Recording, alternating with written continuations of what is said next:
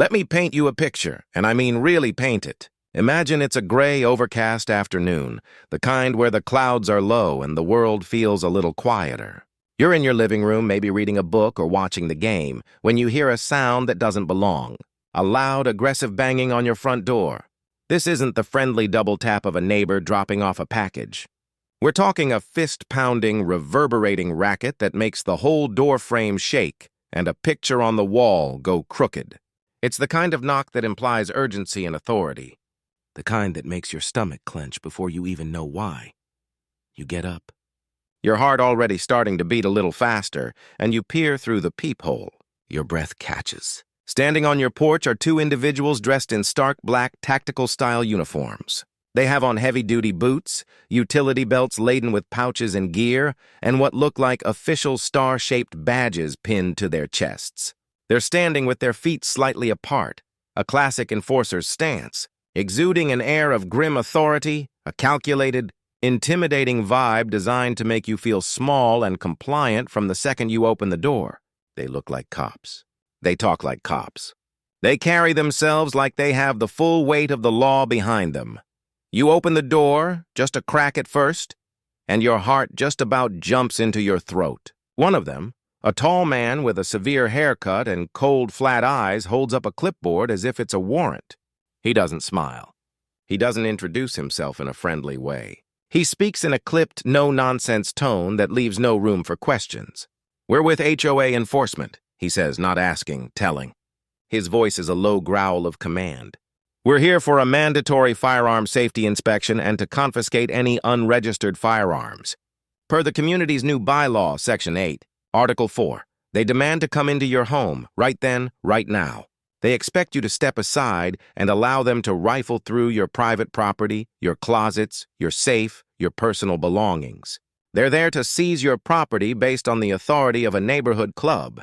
But here's the thing you have to wrap your head around. This isn't the police. This is not the sheriff's department with a legally obtained warrant signed by a judge.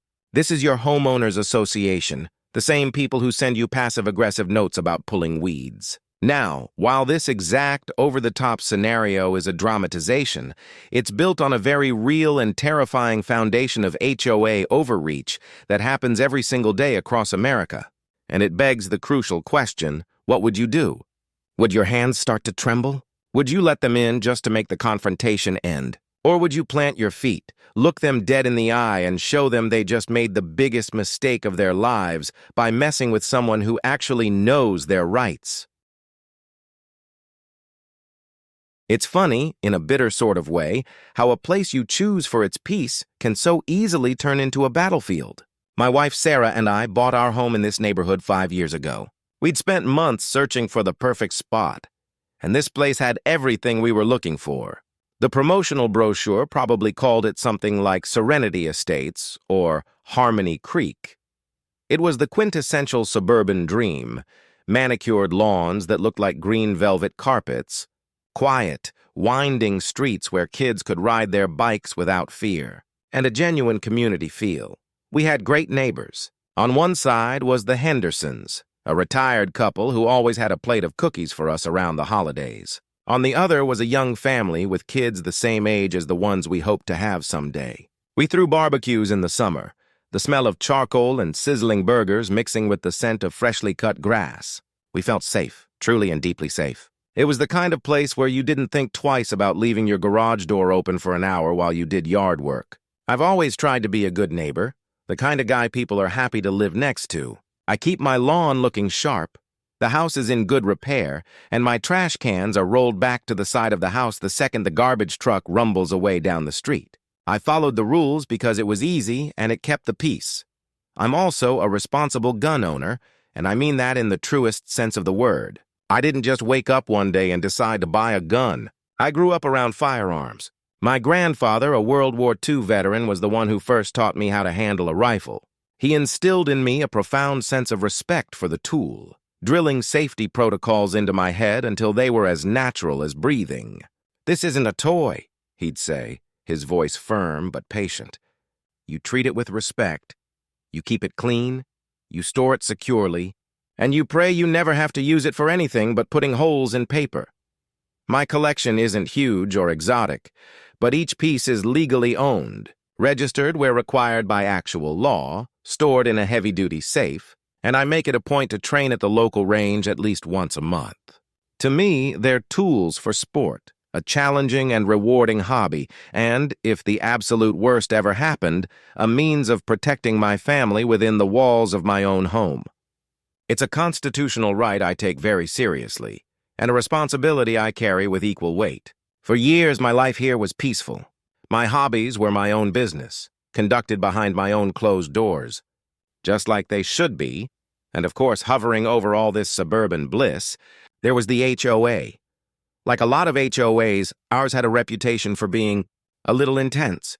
We'd all get the occasional notice, a crisp envelope tucked into our mailbox that could ruin an otherwise perfectly good afternoon, a friendly reminder that your garden hose was visible from the street, or a passive-aggressive letter, complete with a damning photograph, about a brown patch of grass in your backyard that was technically out of public view. It was annoying, for sure, but it was the kind of petty stuff you just learn to live with. It's the price of admission for the manicured lawns and the pristine community pool. You roll your eyes, you coil the hose a little tighter, and you get on with your life. The board was run by a small cabal of retirees who seemed to have way too much time on their hands. The undisputed queen, the president, was a woman named Brenda. Brenda was the classic HOA Karen, a stereotype brought to terrifying life. She was a woman in her late 60s who patrolled the neighborhood daily in her golf cart, which she drove with the grim determination of a tank commander.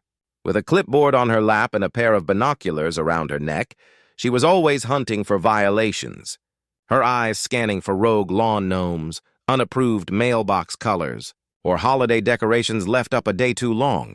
We all knew her, and we all tried to stay off her radar. Avoiding a citation from Brenda was a neighborhood-wide sport. For years, that was the extent of it. Minor annoyances from a board with an inflated sense of self-importance. I never in a million years dreamed that this board would go from complaining about lawn gnomes to launching a full-blown assault on my constitutional rights. I never thought their insatiable hunger for control would lead them to believe they had power over what I legally and safely kept locked away inside my own home. I was wrong. The calm was about to break, and the first tremor started with a single, unbelievable piece of paper.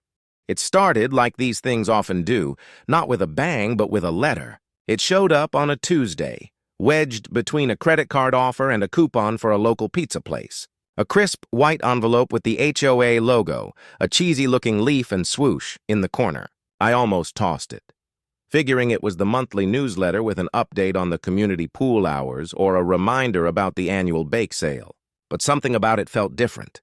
The paper was thicker, more formal. My name and address were printed with a stark, official-looking font. A faint sense of dread prickled at the back of my neck. I went inside, set the rest of the mail on the kitchen counter, and slit the envelope open. What I read inside made my stomach drop. The room seemed to get colder.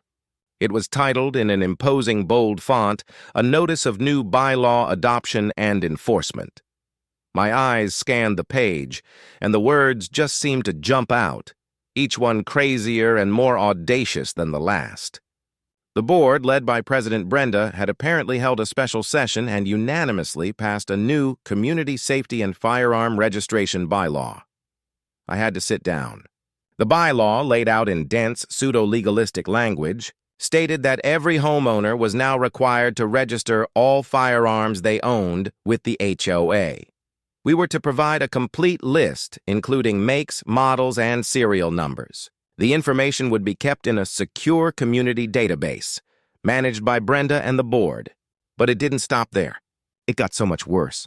It also granted the HOA's newly formed Enforcement Division the power to conduct random, mandatory home safety inspections to ensure that all firearms were stored in an HOA-approved manner.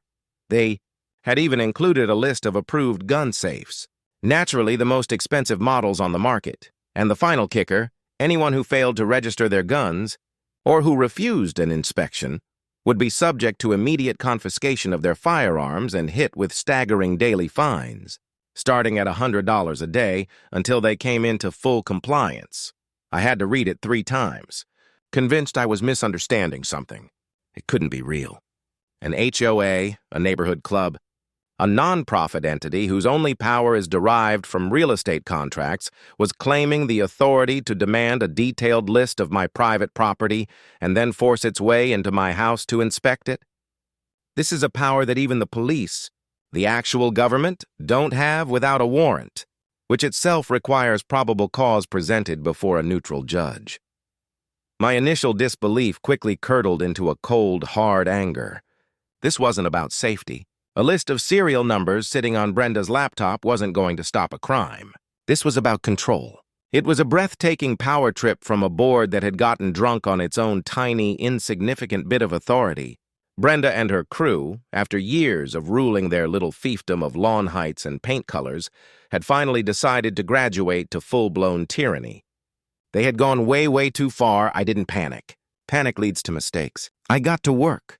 I went into my home office, the ridiculous letter sitting on my desk like a declaration of war, and I spent the next 5 hours diving into legal research. I brewed a pot of coffee and surrounded myself with the glow of my monitor, looking up state laws, federal laws, and legal precedents regarding HOA powers. The answer was crystal clear, just as my gut had told me. An HOA's power is based on contract law, the covenants and restrictions you agree to when you buy a house. But that power is strictly and absolutely limited by state and federal law. Let me be unequivocally clear. No HOA, anywhere, can create a bylaw that overrides the U.S. Constitution. The Second Amendment right to keep and bear arms for the purpose of self-defense, particularly in the home, has been repeatedly affirmed by the Supreme Court in landmark cases like Heller and McDonald. The Fourth Amendment protects me and you from unreasonable searches and seizures. An HOA has no more right to enter my home without my express consent than a complete stranger walking down the street. This new bylaw wasn't just unenforceable.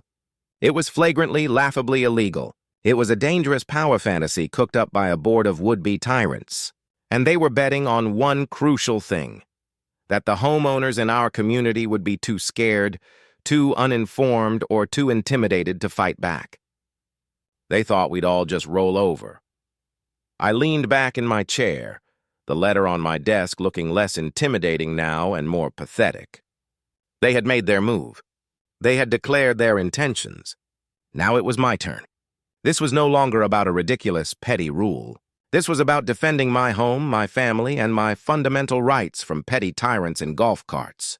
The battle was on, and I had absolutely no intention of losing. My first shot in this war was an email sent directly to the entire HOA board and its legal counsel, if they even had one.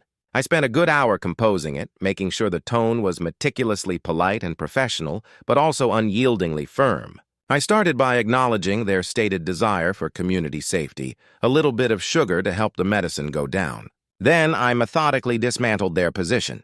I stated that while I respected their volunteer service, the new bylaw was, as a clear matter of established law, completely illegal and therefore unenforceable. I didn't just give my opinion. I cited the specific legal pillars of my argument. I referenced the Second Amendment and the relevant Supreme Court precedents. I explicitly pointed to the Fourth Amendment's protection against warrantless searches. I calmly explained that a private, non-governmental entity like a homeowners association cannot grant itself the powers of a government agency. I informed them that I would not be registering my firearms, nor would I be allowing any inspections of my private residence. I respectfully requested they rescind the bylaw immediately to avoid exposing the HOA and themselves as board members to serious legal and financial liability. I hit send and waited. I knew Brenda wouldn't make it that easy. A simple, logical email wasn't going to deflate a superiority complex that had been inflating for years. Her reply came in less than an hour, a testament to how much this new power consumed her. It was pure, unadulterated condescension. She wrote, "Thank you for your opinion. We appreciate your input. However, the board's decision is final as voted on by a majority. The bylaw is a necessary measure for the safety of all residents, and we expect all homeowners to act as responsible members of this community. Your compliance is not optional. As of today, fines of $100 per day will begin accruing against your property. We have also retained a security firm to assist with enforcement should the need arise." She completely dodged every single legal point I made. She didn't address the Constitution or state law at all. It was a classic bully move. Ignore the facts, dismiss the opponent's argument as a mere opinion, reassert dominance, and escalate with threats. A security firm to assist with enforcement. The words sent a chill down my spine. True to her word, the official letters started arriving. The first one came a week later, formal notice of non-compliance, printed on heavy cardstock, with a bold red line item for $100 fine. A week after that, a second notice, unpaid fines, with the total now at an infuriating $700. The letters got more and more threatening in their language, mentioning legal action, the possibility of placing a lien on my property, and even the ultimate threat, foreclosure. This is a key part of their playbook, the nuclear option for HOAs. They use the terrifying threat of foreclosure to scare homeowners into giving in to even the most unreasonable demands. But here's what they conveniently don't tell you. They can't just foreclose for any reason they invent. Foreclosure is a legal process that has to go through a court, and no court in the country would ever uphold a foreclosure based on fines from an illegal, unconstitutional bylaw. Plus, many states, mine included, have laws that put strict limits on an HOA's ability to fine residents and foreclose on homes. Their threats were a house of cards, built on nothing but sheer intimidation and legal ignorance. I meticulously documented everything. I created a dedicated folder on my computer and a physical binder. I saved every email, scanned every threatening letter, and even made notes of the dates and times they arrived. If this was going to end up in court, I would be ready with a mountain of evidence. The drama soon started spilling out from behind closed doors and into the neighborhood. Brenda and her board, frustrated by my refusal to bend, started a quiet but vicious smear campaign. They began whispering to other residents about uncooperative and potentially dangerous individuals who were putting the community at risk. Suddenly, I noticed a few of my neighbors seemed to avoid eye contact when I was out getting the mail. One of them, a good person who was just scared and uninformed, even approached me while I was washing my car. "Hey, man," he said nervously.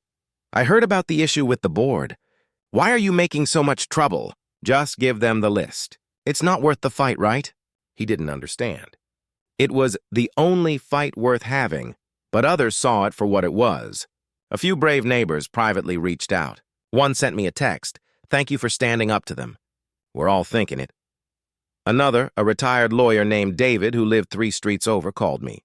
He'd heard the rumors and wanted to know the details. After I explained the situation, he let out a low whistle. "They've really lost their minds," he said. "Your legal standing is rock solid. Don't you dare back down. You're 100% in the right." His validation was a huge morale boost. The pressure was building. The fake fines were piling up into the thousands. The HOA was actively trying to isolate me and paint me as a villain. But every threatening letter, every cold shoulder from a nervous neighbor, just hardened my resolve. It wasn't just my fight anymore. It was for every homeowner who had ever been bullied by an overzealous board. And just when I thought it couldn't possibly get any crazier, Brenda decided to make good on her threat and call in her security firm. The day of the standoff was a normal Saturday, one of those beautiful, crisp autumn mornings. I was in my garage working on my old project car, the scent of motor oil and metal in the air, listening to classic rock on the radio. It was peaceful. And then I heard it, that heavy, rhythmic, authoritative banging on my front door. This wasn't a social call. This wasn't a delivery. This was the sound of a demand. I wiped my hands on a rag, a knot of adrenaline tightening in my gut.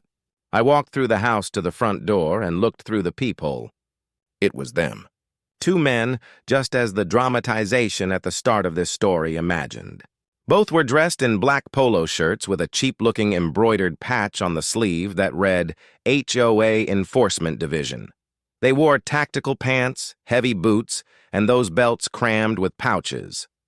They were doing their absolute best to look like police officers, and to someone who didn't know better, who was easily intimidated, they might have passed. I took a deep, steadying breath. My heart was hammering against my ribs, but my mind was clear. I had rehearsed this moment in my head 100 times. I opened the door, but I didn't swing it wide open. I opened it just enough to step into the threshold, blocking the entrance with my body. The taller one with the clipboard and the severe haircut spoke first, his voice practiced and authoritative. "Good morning, sir. We are with the HOA Enforcement Division. We are here to conduct your mandatory firearm safety inspection as per Bylaw 8.4. He took a slight step forward, a subtle physical attempt to assert entry, fully expecting me to step back and let him pass into my home. I didn't budge an inch. I looked him straight in the eye and said, calmly and evenly, "No, you're not." He blinked. It was clear he wasn't used to this response. He was thrown completely off his script. "Excuse me?" he asked, a flicker of confusion crossing his stern face. "You are not coming into my house," I repeated, my voice a little louder, a little harder. "You are not law enforcement. You have zero authority here. You're security guards hired by a neighborhood association, and your bylaw is illegal." The second guy, who was shorter but stockier, puffed out his chest in a classic display of intimidation. "Sir, if you refuse to comply with a legal bylaw, we are authorized to—" I cut him off sharply. "You're authorized to do nothing.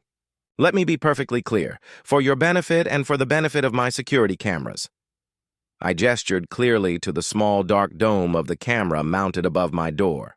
Their eyes involuntarily flickered up to it, and for the first time, the tough guy act started to crack. "First, your bylaw violates my Fourth Amendment rights, which protect me from unreasonable searches. You have no warrant. Second, it violates my Second Amendment rights. An HOA is a private entity that cannot override the Constitution. What you're doing right now is attempting to gain entry into my home under false pretenses to conduct an illegal search." I leaned in slightly. "And by the way, dressing up in these ridiculous costumes is dangerously close to impersonating a police officer, which, in this state, is a felony. You should also know that this entire conversation, both audio and video, is being recorded. The change was immediate and dramatic. They were used to people being scared, being flustered. They weren't used to someone calmly quoting the law back at them and informing them they were being recorded while potentially committing a felony." The clipboard guy stammered, his practiced authority gone. We are not impersonating anyone. We are acting as agents of the Homeowners Association. Then as agents of the HOA, you should know that you have no legal right to enter my private property without my consent," I shot back, my voice like steel. "And let me make it crystal clear for the record. You do not have my consent. You are at this moment trespassing on my property. You have exactly 30 seconds to get off my property before I call the actual police and report you for trespassing and attempted illegal entry." Silence. A thick, heavy silence. They looked at each other. Their entire strategy, which was based on bluff, bluster, and intimidation, had just been called, raised, and summarily crushed. They had no legal leg to stand on, and they knew it. The game was up. Their little power trip had run headfirst into a brick wall of constitutional law. The clipboard man, his face now a blotchy red of pure embarrassment and anger, took a shuffling step back. "This will be noted in our report," he said, his voice now sounding weak and pathetic. It was the last gasp of a defeated bully. "Make sure you spell my name right," I told him. Holding his gaze until he looked away, he turned without another word, and the two of them marched, not with the authority they arrived with, but with the hurried shame of troublemakers who'd been caught. They got back in their unmarked sedan and sped away down the street. I watched them go, then closed and locked my door, my heart still pounding from the adrenaline. The standoff was over. Now it was time to end the war. As soon as their car was out of sight, I walked back to my kitchen and called the non-emergency line for our local police department. I calmly explained to the dispatcher that two men, dressed in uniforms designed to look like law enforcement and identifying themselves as HOA enforcement, had attempted to force their way into my home based on an illegal bylaw. I made sure to mention that I had captured the entire incident on high-definition video. The dispatcher took it very seriously. The phrase impersonating law enforcement has a way of cutting through the usual bureaucratic noise. Within 20 minutes, a real police cruiser with official city markings pulled up to my curb. Two professional uniformed officers came to my door. I invited them in, a stark contrast to the confrontation minutes earlier. In my living room, I explained the entire saga, from the initial letter to the standoff. Then I played the security footage for them on my television.